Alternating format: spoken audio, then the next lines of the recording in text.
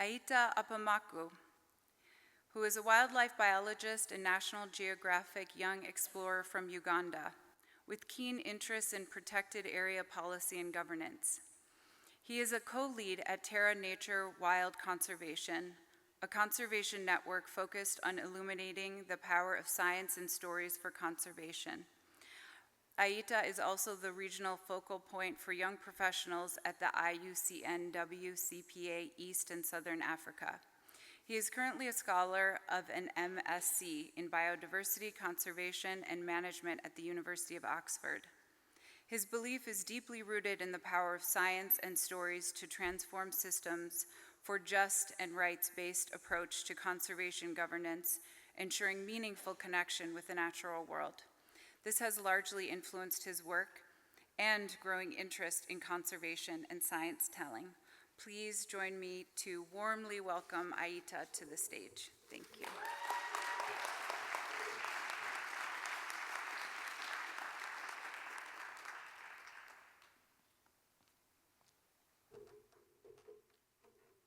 Interesting.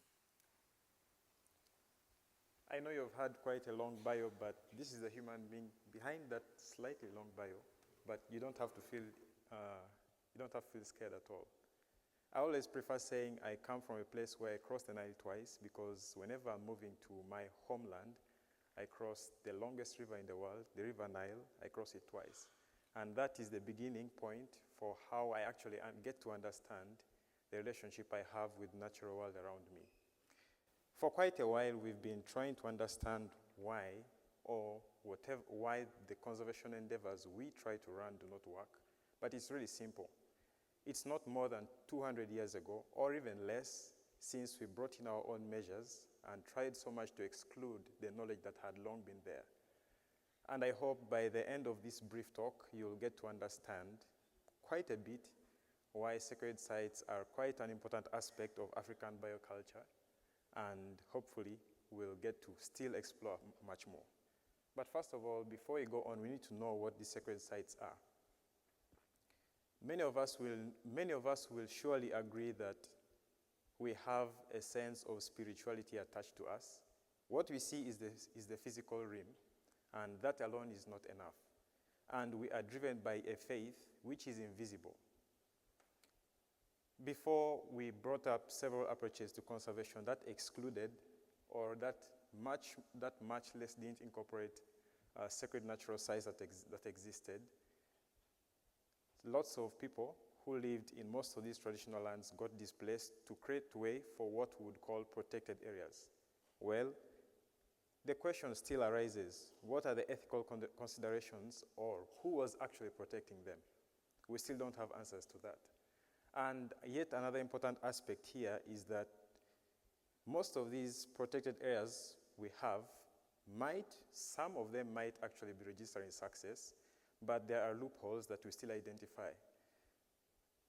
One of the prominent researchers who has been doing work on the aspects of biocultures did state that a number of sacred sites today actually are registering a higher success rate in conservation as compared to those that are state-run, or I would say maybe co-managed, mention them. And that's a very strong signal that it's sending to us. But then we need to understand that sacred natural sites have always been there, and they hold, and for long been holding, a strong moral ground for societies, holding people together and keeping them accountable, not only amongst themselves in society, but also making them realize how they are connected to their families, how they are connected to the natural lands that they live and thrive in. And of course, sacred natural sites have most notably been the oldest form of biodiversity protection. And today, many will say that they form a shadow network of conservation. Shadow in the sense that they are not much talked about, which is really true. It might be interesting that today we have so much attention that's coming up to light about them, which is a very good step, and I hope we have more of that coming through. Yes, of course, they also form a way that we connect with the physical with the unknown, which is the spiritual. And in such a way, we get to know the full potential of who we are and try as much to understand, trace back to our origins, where we are from and where we are going.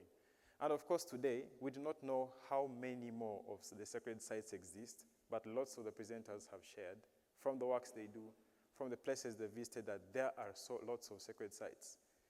From what you see here, some of these pictures actually depict sacred sites that depict what people would call sacred sites.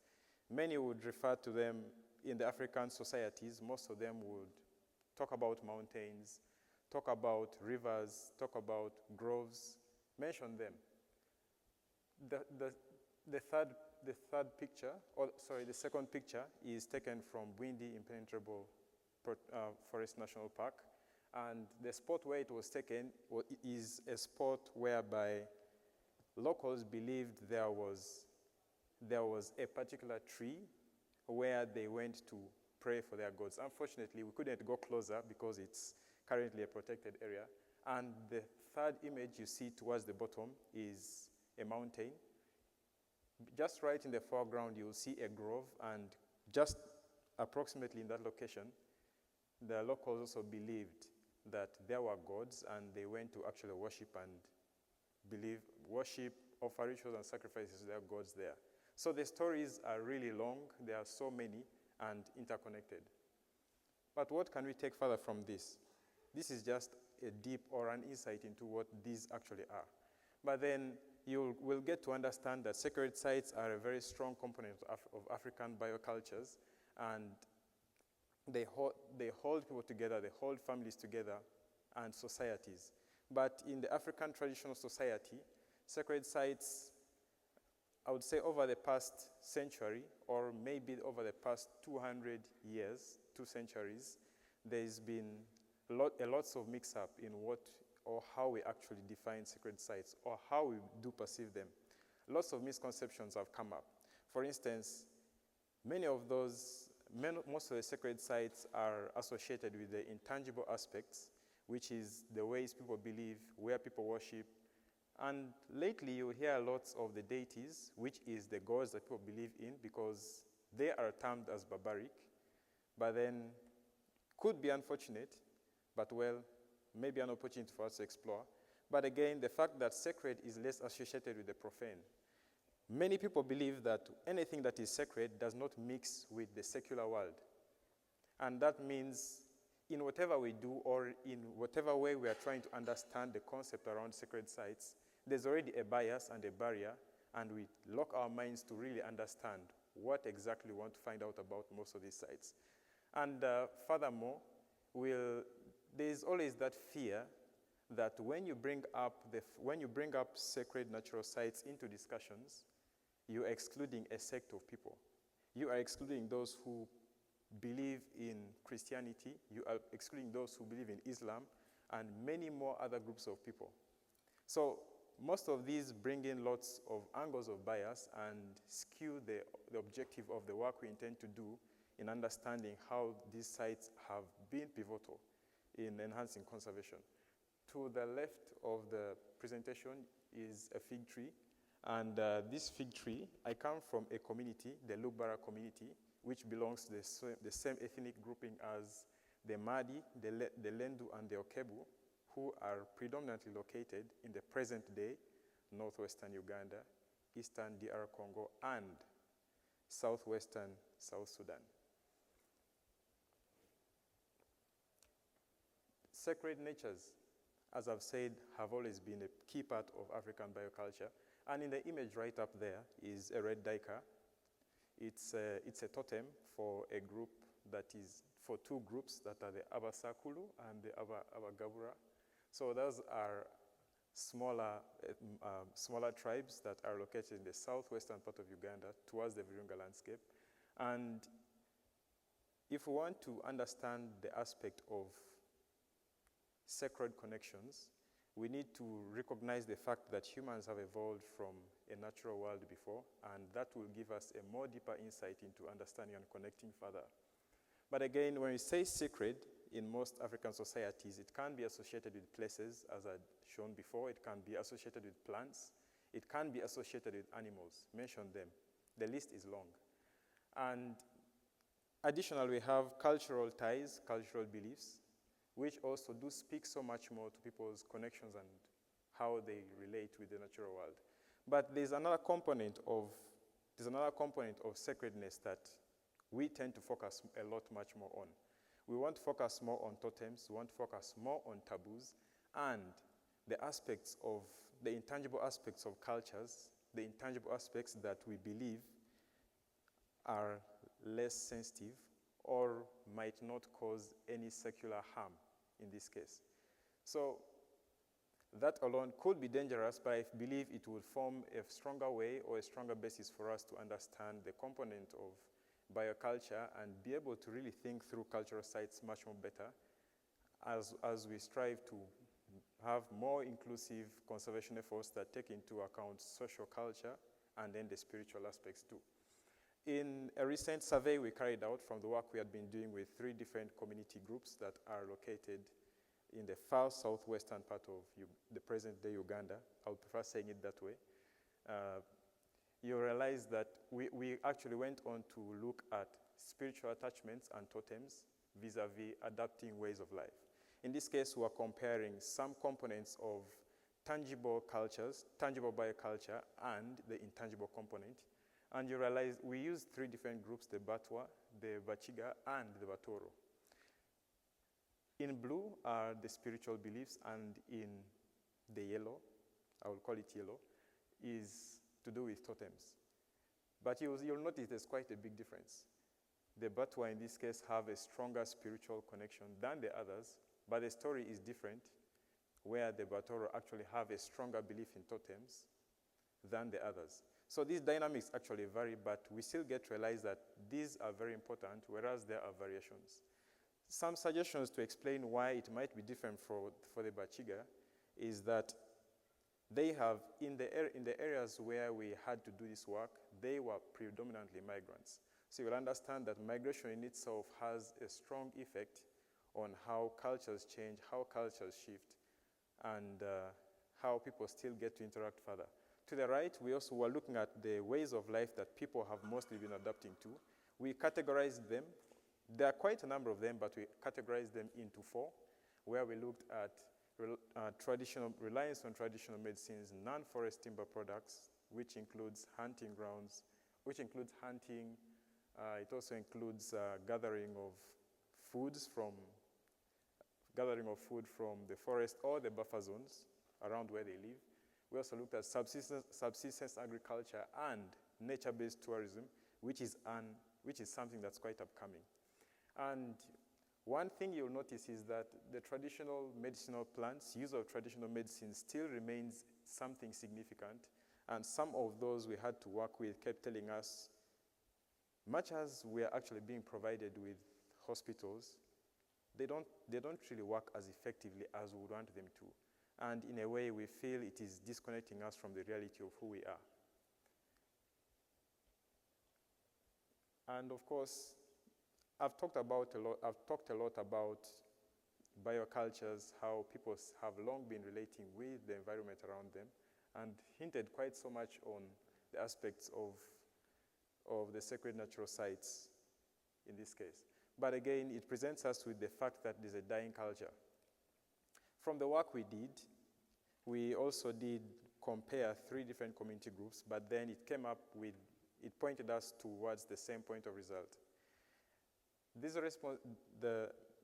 As you see in the graph, these are categorized because if you look at policy change, in this case, it refers to the ways in which we have modified conservation.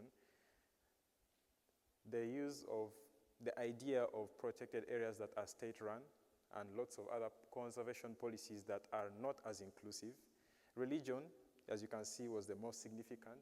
Modernization, education, what are we teaching our children in schools? Are we teaching them about their heritage and where they've come from, or we are teaching them about things that do not actually apply to their origin?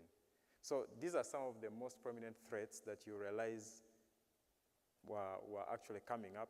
Maybe it might be different if we go further, but this is an indication that biocultures are fast moving and it's a green light for us to actually take action and make things work.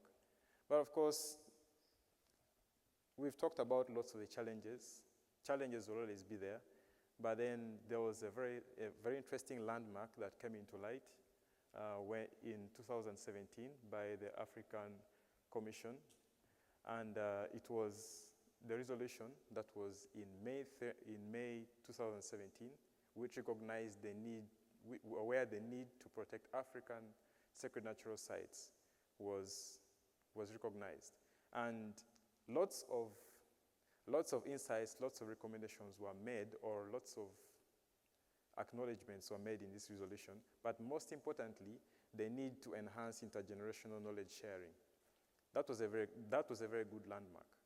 Much as not so much progress has been registered, we are positive that that is a very good step in recognizing most of these sites, and hopefully we'll be able to see tangible action coming forward, which is exciting.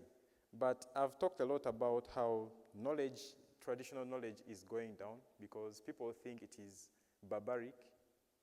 The inferiority complex that has been associated with African cultures has made it look so insignificant. And that's a very big blow to our faces, a very big blow to who we are and our identity. So what do we intend to do forward? But well, it doesn't mean that the generations end with us. We have much more generations coming forward. And it's just very important that we take action to ensure that we don't leave this knowledge hanging or lagging. And here are just some 3 key main actions right here. 1, increase support. There hasn't been so much focus on traditional knowledge with respect to sacred natural sites and wild places.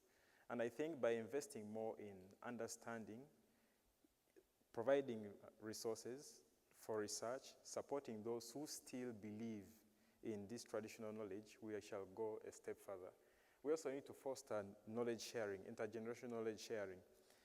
For most of us who come from African societies, we believed that, or we experienced the fact that knowledge was passed down from older folks to the younger generations, which was very interesting, which was exciting, and provided a moment to connect. But then, in the current world, we are so disconnected from the reality of who we are. We do not interact with elders, and to a greater extent, have very limited respect for the elders who are around us. Now, that is a total disrupt, because we are taking on a life trend that disconnects us from nature in itself, from the nature of the fact that we belong as a community. And of course, we need to acknowledge and invest in biocultural relationships. Many of the speakers have talked about how indigenous and traditional ecological knowledge is driving the way for conservation. But then we've been providing models that don't show this, providing models that go against the fact that traditional knowledge is pivotal and could be a game changer for conservation.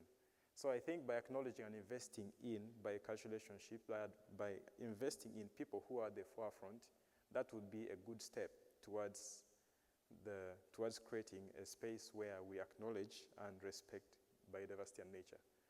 But of course, there's a quote right here that the social religious values of shrines and sacred places has been a very strong pillar of our identity as Africans. Before the colonial periods came in, most of the communities running straight from the southernmost parts of Africa, right up north to the far southwest, all these areas were connected by a system which had no knowledge of political boundaries or borders. In other words, we are one. In the spirit of Ubuntu, many people will say, I am because we are. And that's what forms the bond that we all rely on.